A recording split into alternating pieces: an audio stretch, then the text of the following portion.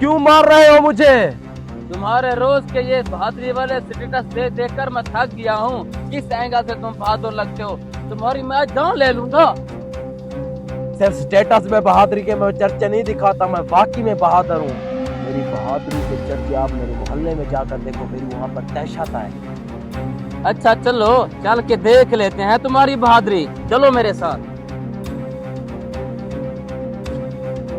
ये सामने देख, मम्मी डैडी आ रहा है। इसके मैं अभी छत पे छुड़ा देता हूँ, ये कांपने लगेगा, डर के मारे कांपना ऐसे। चल देख, जो कुछ बैग में है जल्दी से निकालो, वरना। बुढ़ी चुड़ैल की शक्ल वाले तुम हो कौन? कहाँ गई तुम्हारी बहादुरी? वो तो तुमसे डर भी नहीं रहा। ए, बुढ़ी चुड़ैल किसको बोला रे छोरे? जो कुछ है बैग में निकाल, मैं एक बहादुर और बदमाश इंसान हूँ। शक्ल देख और शौक देख, बदमाश। बेटा सब्र कर, सब्र। अभी मैं बैग से हर चीज निकालता हूँ।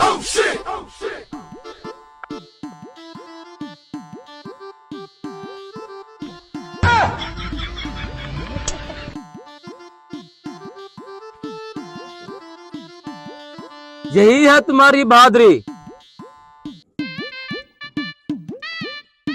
ये खाते पीते घराने का था, इसलिए इसने मुझे